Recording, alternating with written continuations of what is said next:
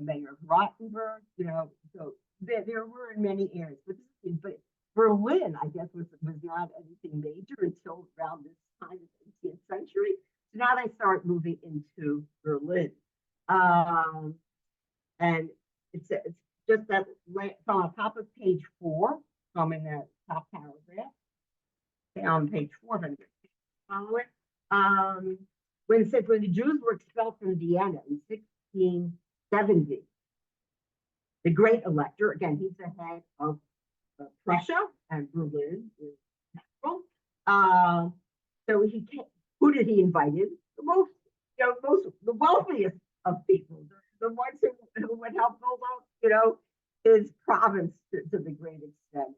And he invites them to settle, and they settle in uh, this. Until then, there's a last sentence of that paragraph. So that Jews had not been permitted to step foot in Berlin in more than a century.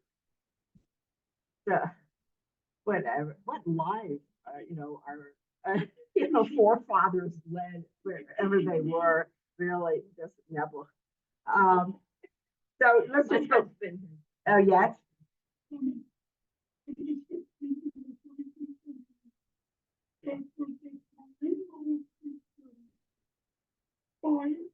Yeah, but we're talking about, you're right, they're more northeastern, northwestern.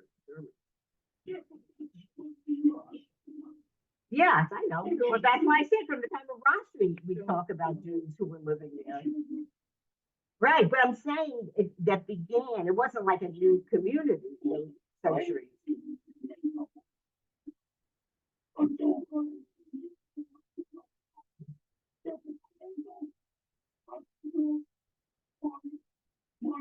Yes, anybody from coming to my class knows. Cologne, all those cities, right, that they were, yes, exactly. So from the time period of the Crusaders, it was terrible for many of those Jews. But they remained living there, many of them. I told you they will eventually spread throughout Germany. Okay, but now you hear, finally, 18th century, they're actually living in Berlin. But up until then, there weren't. But that was not a major area. Um, okay, so I'm in that second paragraph. Right, now I'm going to talk about it. Two. Says a few years after the Jews had been expelled from Vienna, remember that 1670, they won't officially be invited back in until 1848. So that's like a long time. So, not to say that there were not some court Jews who lived in Vienna, but as a rule, Jews were not allowed. Yeah, so it's, I mean, I know this is World War II, and we think, it still is. We had very uh, why do they not want the Jews? Oh, they're going to harm our practice of Christianity. They're terrible influence. That's why we don't want them. We don't want them. The emperor, though, invited Samuel Oppenheimer to come and settle it. Okay? He's one of the most famous court Jews. There were some very costly wars that they were engaged in then against Turkey, and Oppenheimer provided the supplies for the army. Now, this is a practice that some wealthy Jews had been doing already, even in the 16th and 17th centuries. But then I told you, like, officially, the Jews had left earlier part of the 18th century. Now, some of the wealthier Jews will be invited back in. And one of the key things that they did is, because they had the funds, that they would make sure that their armies were supplied. And this would often go from Jew to Jew, depending where they are, where they needed supplies.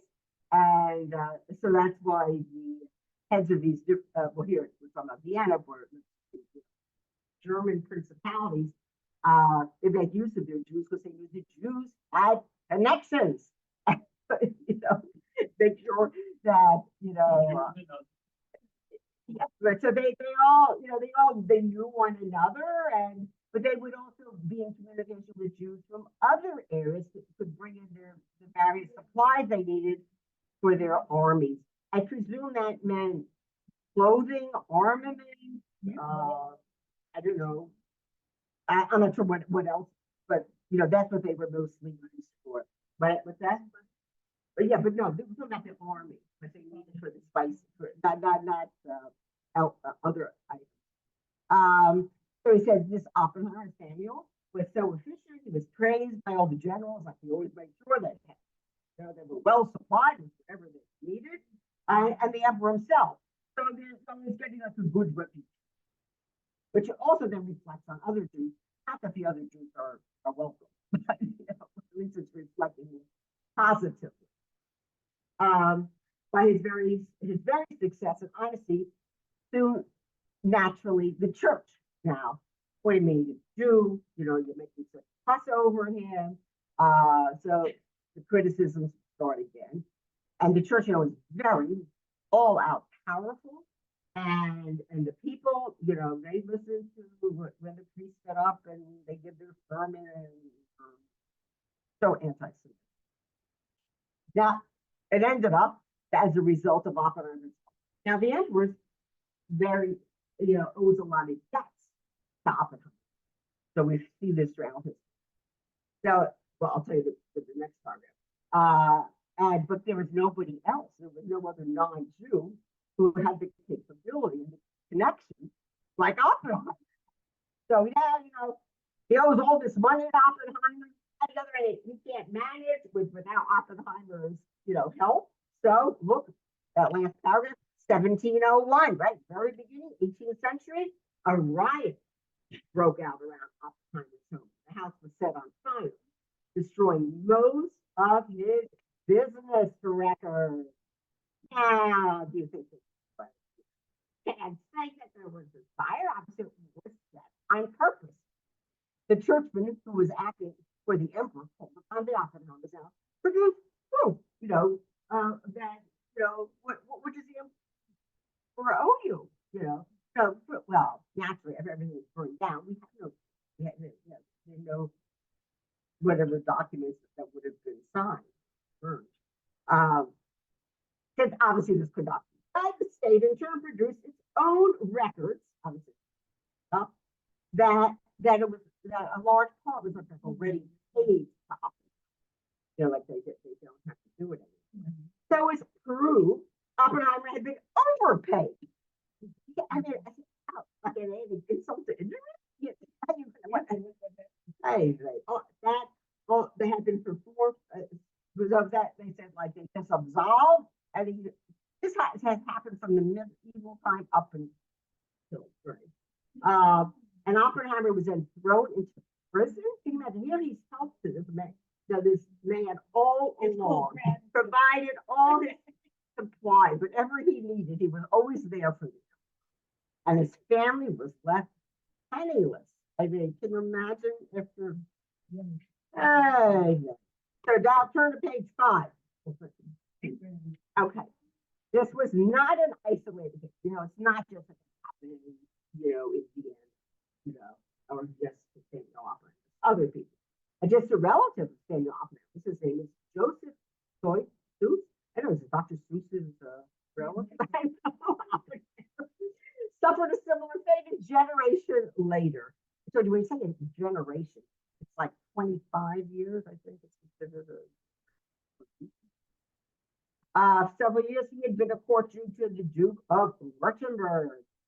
And by the time when the Duke died, his Joseph Oppenheimer's enemies gained the upper hand and had him hanged. Can you imagine? It's a good way to get rid of the obligations. That's but well, throw him into prison or kill him. Other court Jews that were more fortunate. Thank God they had there was a nephew of Samuel, his name was Samson. Wertheimer, he became the foremost banker throughout Austria and Hungary. This is going to be close to the time when you're going to have Austria. He was a great favorite at the Austrian court, and he was appointed to be also then the chief rabbi of Hungary. So this obviously was the Jews had to agree to have this man, the chief rabbi, but I guess he needed sanction, of the head of Württemberg, to do this. As a result, all the Jewish affairs of the empire were under his control. So he, so to speak, really represents all of the Jews, who are living, uh, either it's sort of a conglomeration because everything is divided up, but between Germany, Austria, and Hungary, he would have been like their chief representative, although he's the chief rabbi of Hungary.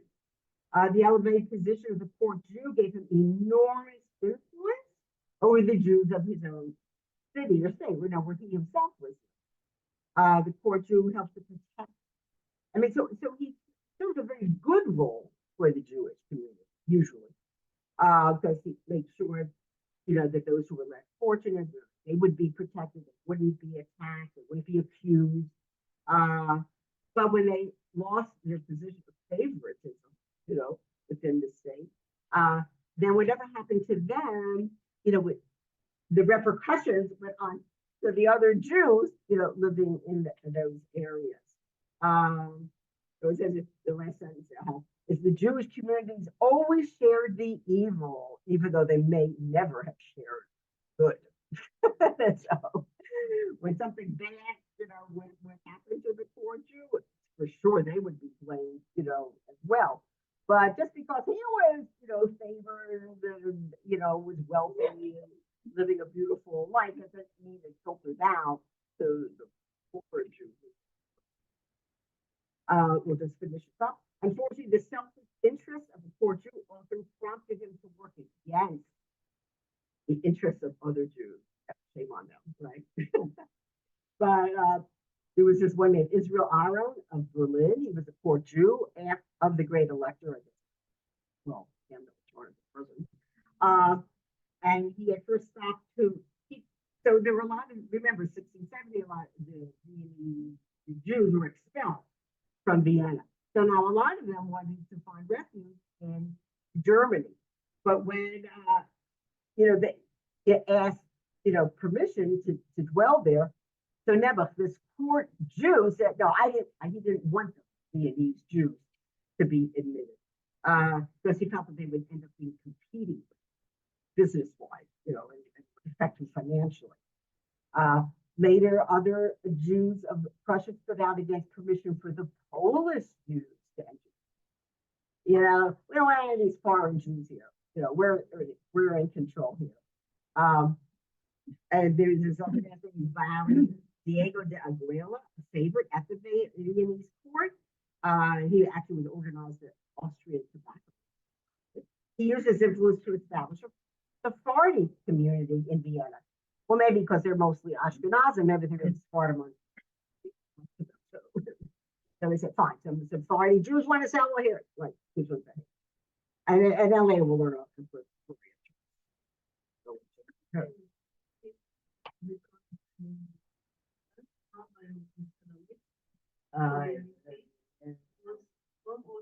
yes. Right. We all moved around from place to place. By the way, I see this name here, the Aguilar. Do any of you know? I mean, maybe from your children, or they've been around for a long time. There's this author. But there's a whole series. I think Artsville that sells them at this point, and they're like historical novels. They're meant for young adults. I read them, right? So there's one that's called the Aguilar Family. So yeah. So I'm so funny. I'm sorry, I can't think of the author's name, but when it comes to me, but so if you ever want to buy, if like my grandchildren are visiting, and I have some very wonderful books here to read. So my grandson, Zilcho interest. My granddaughter's a bit. But I think I've read them, and I think and I learned a lot from reading these young. They're big. They're big. But this is to read for pleasure and not a book assignment. No, they don't. All they want to do little gadgets, right? Except no TV. So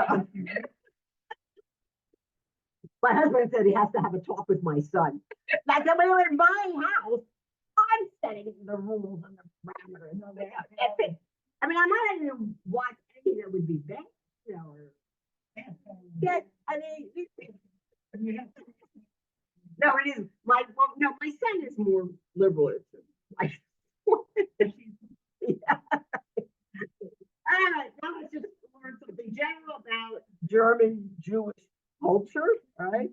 So we would have learned a lot about the Jews from Germany, the earlier medieval time period.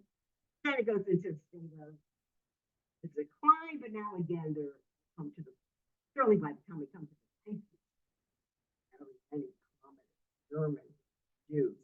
Okay, so I'm just going to read that part at the end of page 5. It says one of the worst results of the 30 Years' War was a setback that Germany culture actually suffered for at least a century. In neighboring France, literature and philosophy flourished. In Germany, there was little evidence of such cultural activity until the second half of the 18th century. So, when you had learned world history and we, I mean, so I mean, the last time some of the very great philosophers were coming out of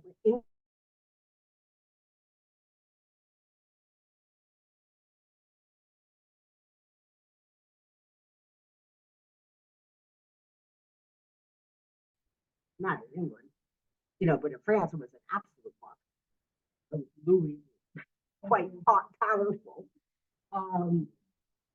But again, in Germany, it's not the same. It's more back to that, right?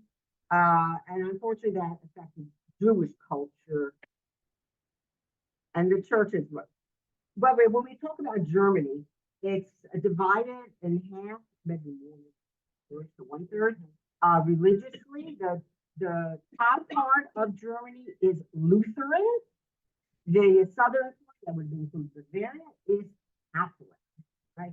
And neither one of them. We learned about Martin Luther, right? And how he had turned. First he was he was welcoming. The Jews were going to welcome him and adopt Lutheranism. And when they said no, they turned against him. He came very. Okay. The James when the German rabbinate stood at the forefront of Jewish intellectual life. That's over. So they're all restricted now to living in ghettos and restricted areas within each town. Obviously, the war is affecting them as well. And it just ended up destroying a lot of the schools and the yeshivas that had been in Germany. They no more. Everyone's going to Poland because that's where all the issues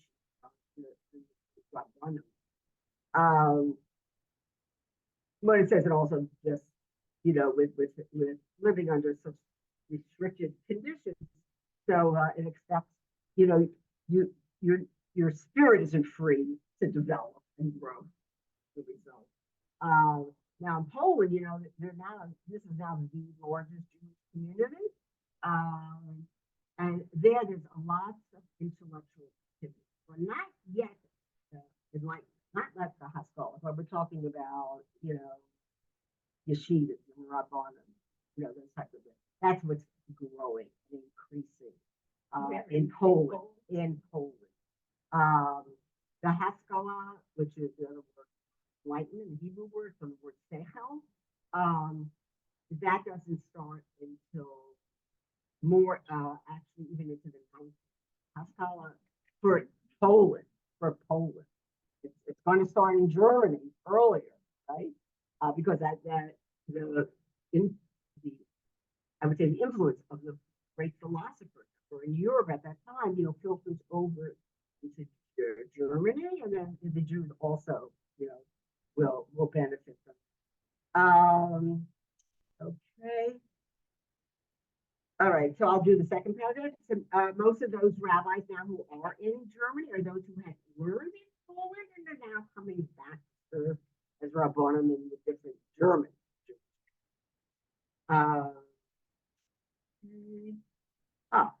So middle of that paragraph, it says one of the well-known German scholars was David Oppenheimer. So he was a nephew, actually, of Samuel Oppenheimer. And he began became the chief rabbi of Prague. So we're talking about, you know, well, we become known as Czechoslovakia. And he himself was a very wealthy man. So maybe that's why he had the leisure to sit and learn and study. He managed to gather a large library of rare Jewish books and manuscripts. I think just a point of interest. In the 19th century, this collection of books was purchased by the Oxford University of England. Interesting.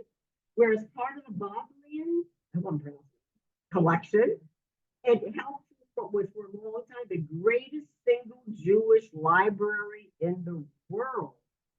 So, is this where the Geniza in Cairo is that where some of the works ended up? No. Yeah, it is. It was in England.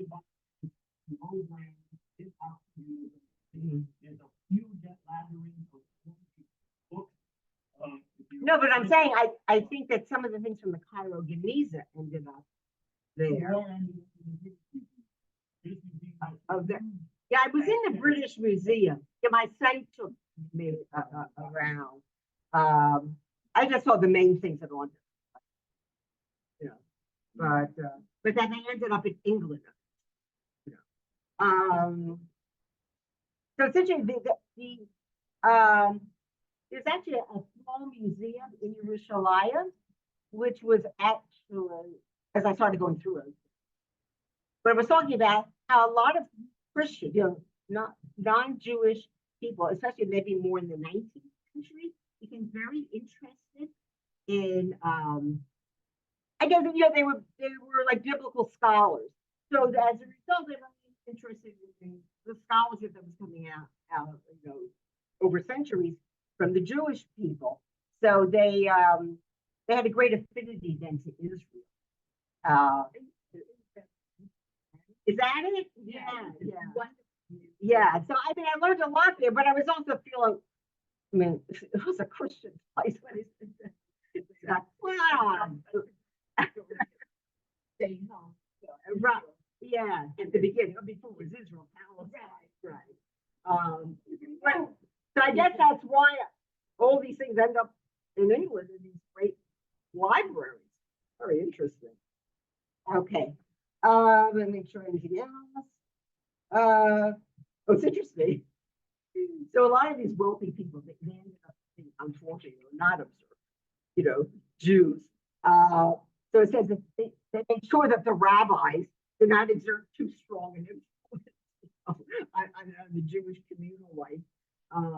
They would say, "Oh, you're rabbi, you know, you just stick to interpreting, you know, the Torah, the Gemara, you know, don't get yourself involved in social things here."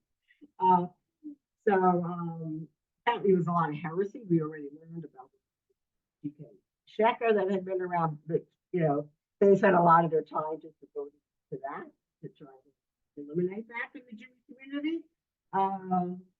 And this is interesting. It says Kabbalistic doctrines were still prevalent in Central Europe. So this is not a Hasidic community, you know, at this time. And the rabbis devoted much energy in preaching against them. But wasn't interesting when we were doing medieval Jewish history, and there were actually these a group of people in Germany called Hasidei Ashkenaz, and that they, you know, were obviously highly influenced by the Kabbalah, and you know, but it was when I first learned it, I thought Germany. I mean, I always think of it just being in Poland, but it actually, well, it started in Spain, you know, but eventually there were these groups of Rabbanim, the Jews in Europe, in Central Europe, who did follow Kabbalistic doctrine. And later, obviously, it's going to take very strong root, you know, with the rise of Hasidism in Eastern Europe. Okay. One more person we're going to talk about the very end to be a little controversial. There was a man named Johnson, you know, Ibishus. Yeah, he was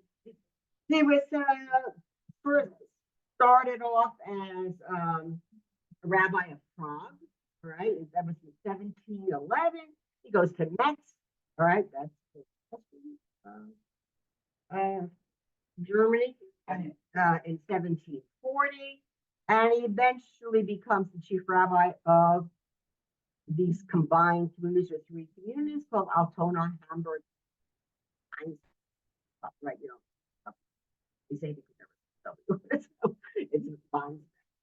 Now there was another famous Rav, also his name was Jacob Emden, right? And his name is Yaakov Ben Tzvi. This is the Yai Thomas. And he was very much opposed to anything dealing, you know, the Messianic movement, all of that. So this Ivishus was prevailed upon at one point. I don't know how accurate this is. I didn't have time to spending so much time now. I mean, you know, I'm looking through it. Apparently, he started, a lot of people asked him, you know, to hand out some of these little amulets, you know, which would give them, protect them from different things. So now he, you know, will eventually be accused of leaning towards the Shafat Tzvi's, you know, doctrines, and there's like a huge fuss with, you know, against this. And this, you know, Emden now, he leads this big contra, you know, attacking him. Yeah, it became, yeah, right. Yeah, it became very ugly. Yeah, I've read a lot of the information. It says before long, it was not a single rabbi in Germany who was not part of this dispute. Either favored, you know, right? Yeah, and then opposed them. In 1751, it's not anything. I had done a little. Yaakov Emden called for a harem. They used to play like using the harem about so this. But eventually, Rob Yaakov ended. He was forced to leave Altona and he moved to Amsterdam. It was a much more liberal. And this is interesting. Said the note of the Yehuda and even the Gaon of Vilna, they came to his defense. So here he was being attacked and carried never in Germany and told him to Amsterdam, but then he's a great, you know, Rabbonim even in Poland, you know, hear about this terrible thing. They actually came out and leave the guy alone. but Rabbi Yonatan eventually returned to his post. It was 1756. He returned to his post of rabbi in Altona. And then in 1776, Rabbi Yaakov entered cancer. Get a load of this. He is buried near the grave of Rabbi Yonatan.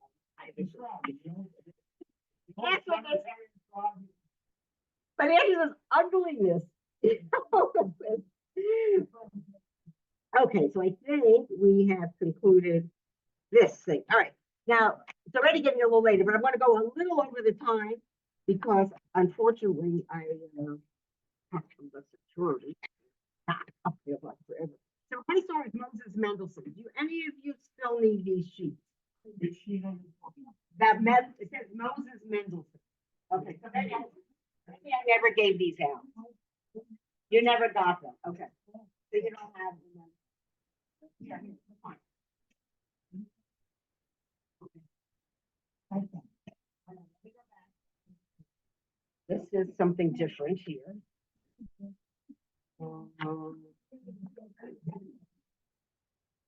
Yeah, let me see if yeah, because this is the new one made for today.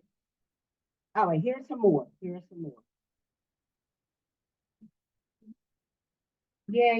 I'm all right. Moses, quite a lot. Okay, yeah, you can just get it with extra. Okay, yeah. So now we're going to be still in Germany, and we're going to see how things are going to transform there, and with certain people, the entire together. This is all the this.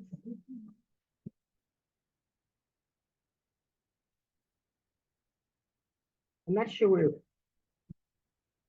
I'm not sure where my own sheets are from Middleton. Yes, so I'll just use one. Okay.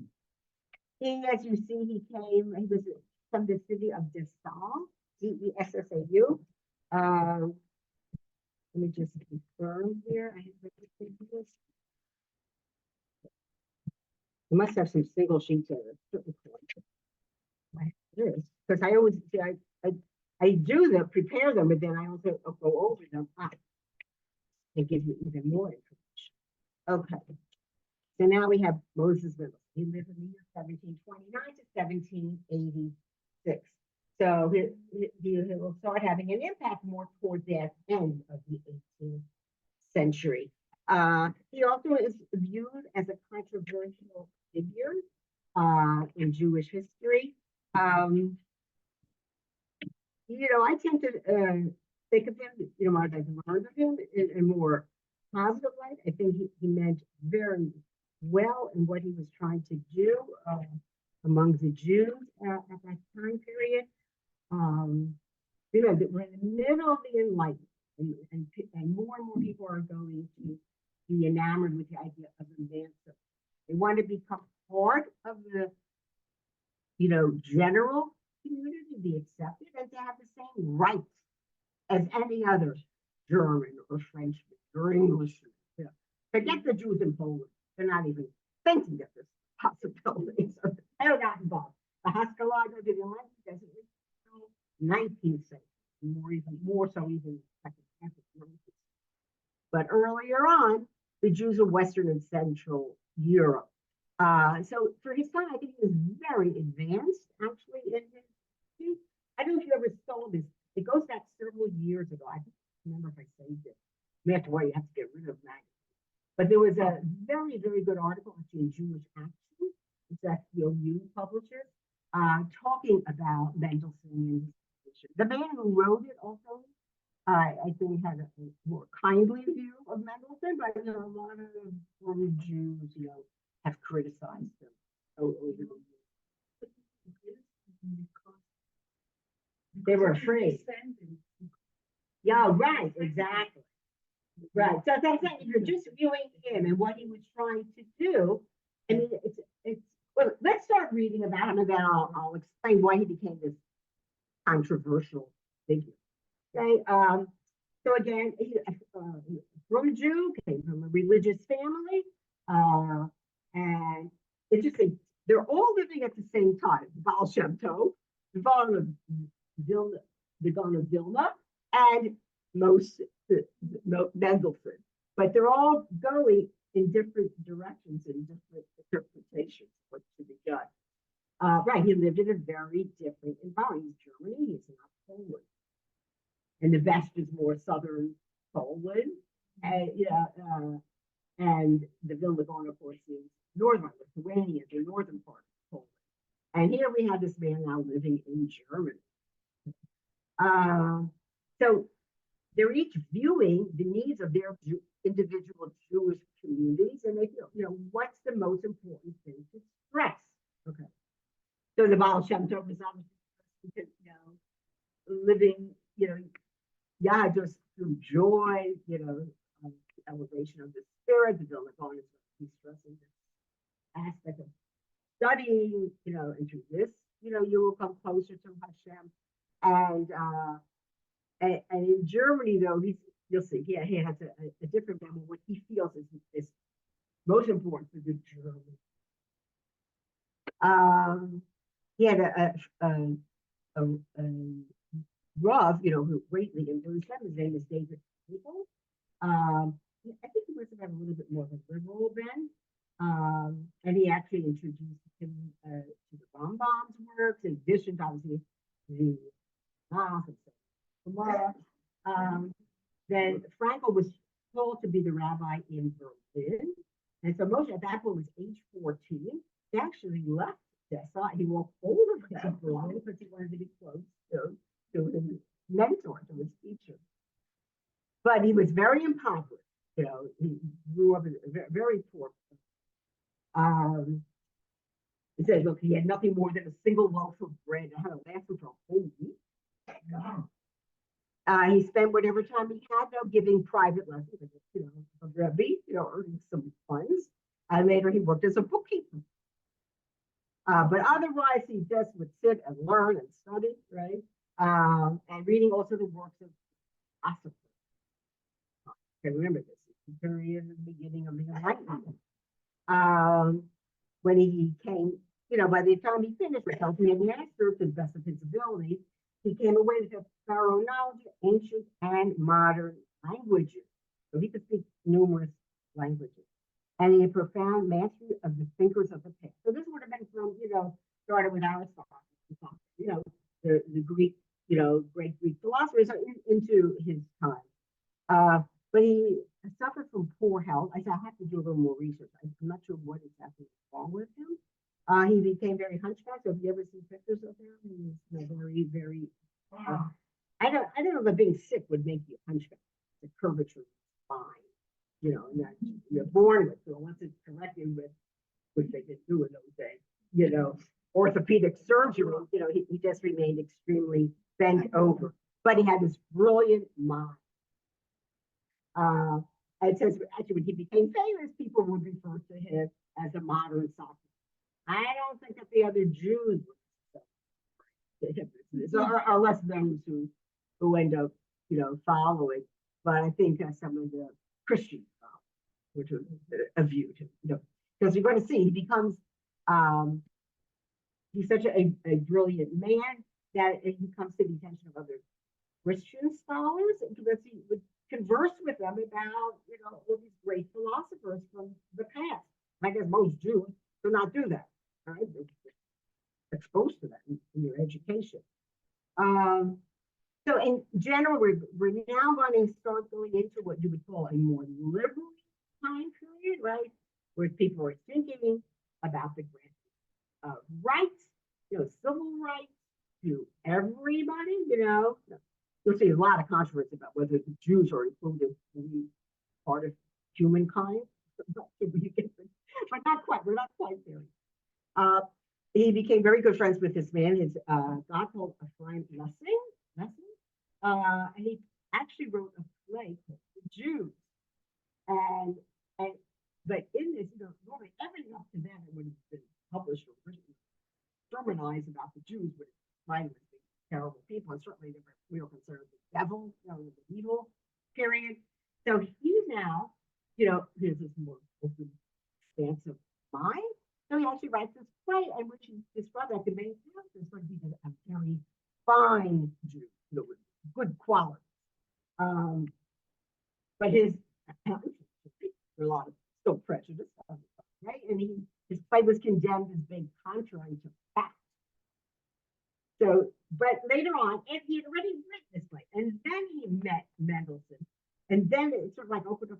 Oh, this man represents that persona of the Jew that I have described in my play. They became very good friends. He saw in him like the hero, and that he's the one who's going to sort of introduce Mendelssohn and his ideas and his writings to the general public. So he's first going to gain some prominence actually more outside world, and then you'll see he's going to have an impact on the Jewish world. Says Lessing published, I'm on page 2 if you're following it. Lessing published a number of philosophic essays, and he would consult with Mendelssohn. He's someone a brilliant man he was, very wide breadth of knowledge. So he would consult with him before he would write any more of his own art. And as a result, he also introduces Mendelssohn into all the cultural soirees, the get-together of more advanced mind in Germany at that time, and in Berlin. And people listened to what Mendelssohn critical remarks, they would pay attention to that and incorporate that, into their own ideas. And eventually Mendelssohn himself publishes a single thing down And he talked about the soul and immortality. This is general. They obviously it pertains to the Jewish world, but pertains to everybody, even this Christian. Now again, these are not churchmen, to say the least. These non-Jewish people that Mendelssohn is going to be associated with through Lessing, they're going to be much more broad-minded. Yes, I have to look that up. Oh, you're looking it up? Okay. You're Googling it? You're checking with Mr. Google. Professor Google. What is the answer?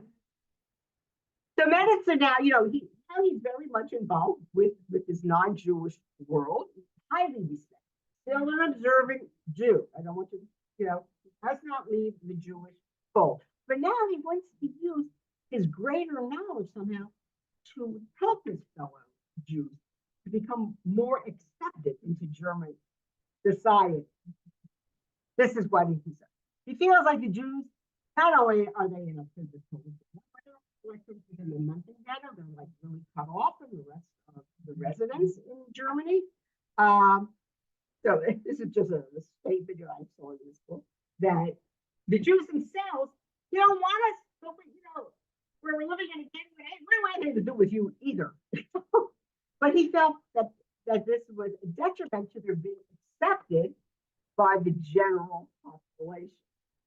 As a result, the Jews it's very Jewish life, but they're not part of greater society. He wanted them that they will be accepted.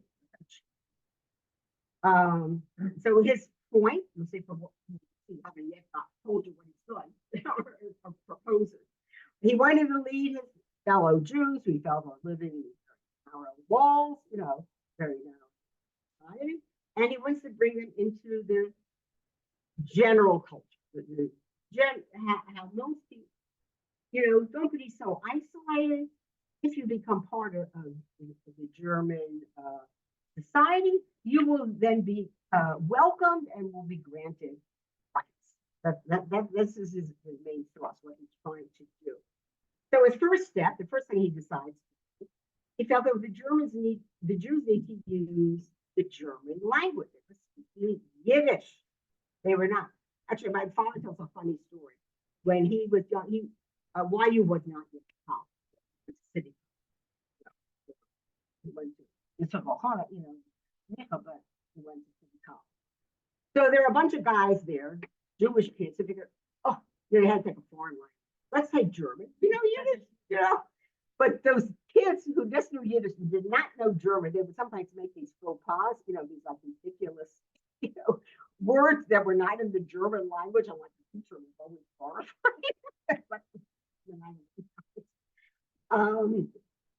Okay, so he feels Jews have to learn how can you intermingle with your fellow individual citizens? Well, I don't know if they were considered citizens, but you can come in.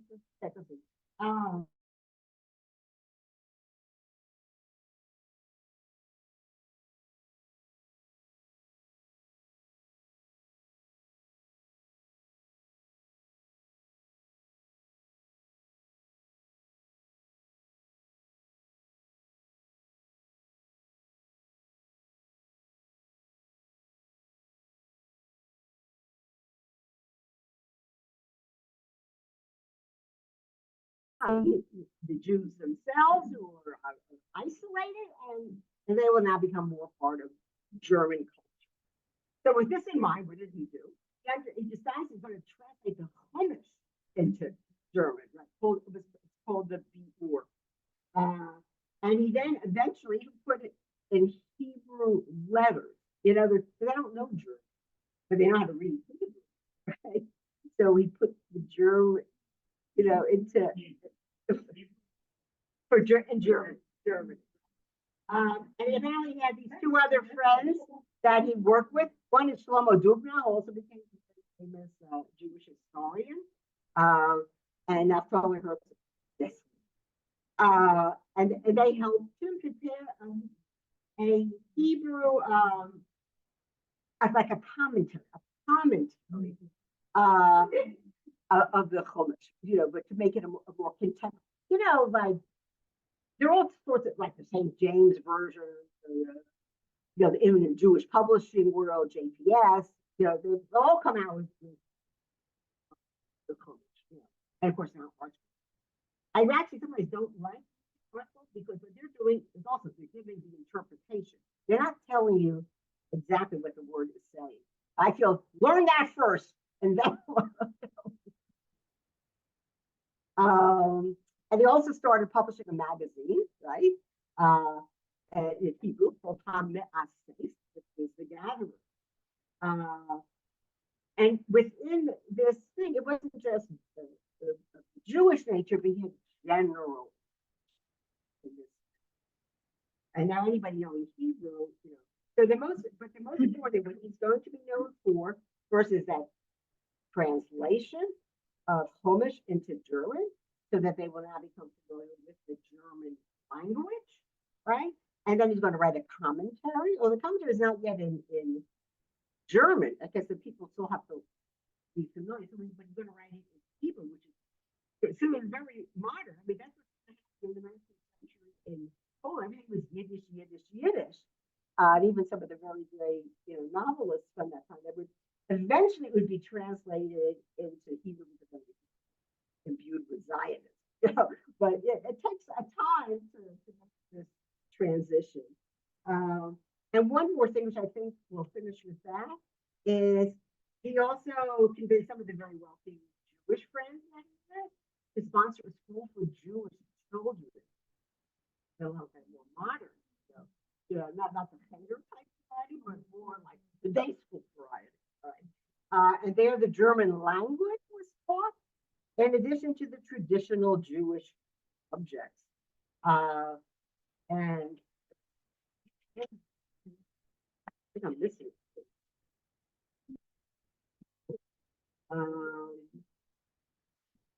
Okay, and there the boys were actually learned, vocational, so wouldn't necessarily learn the types of subjects that have identified people, but now they could go and get themselves jobs and again in the general world. Okay.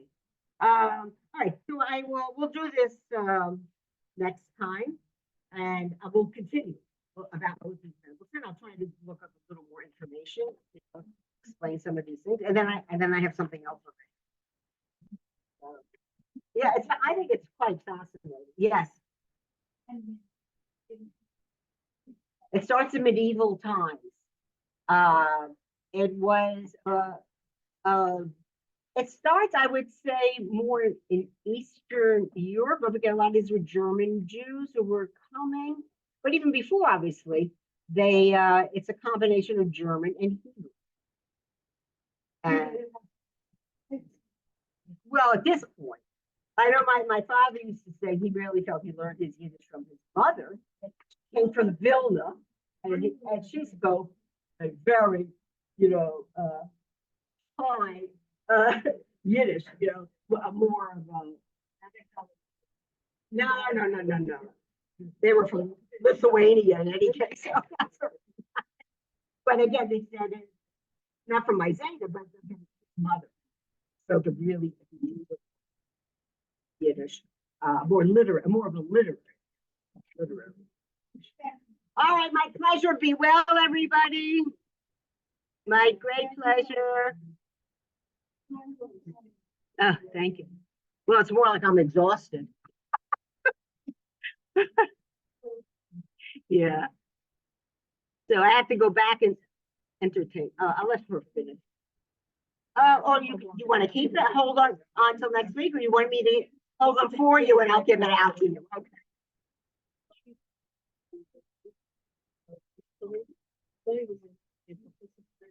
Yeah. Maybe movie that you might see it on YouTube.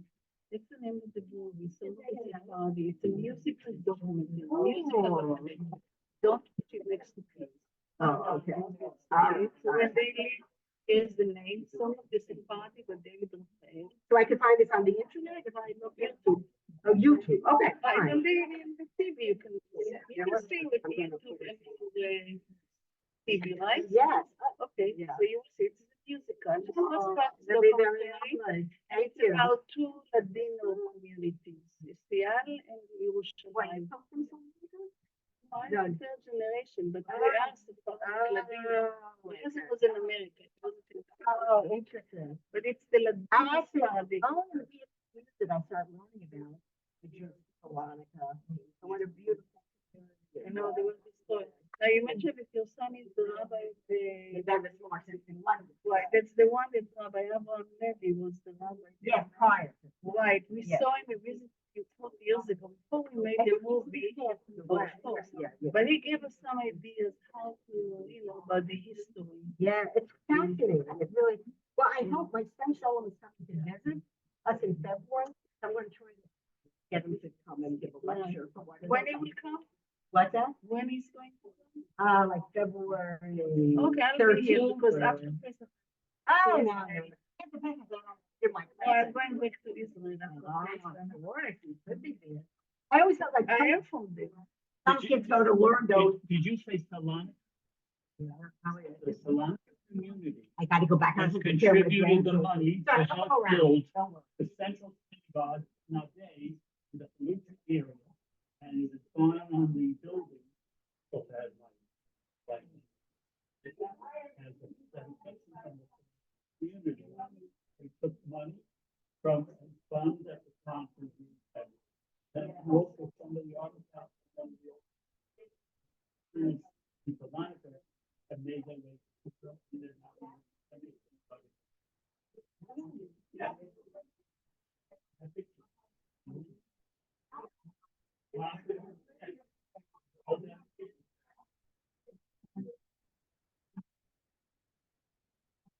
Two thousand nineteen.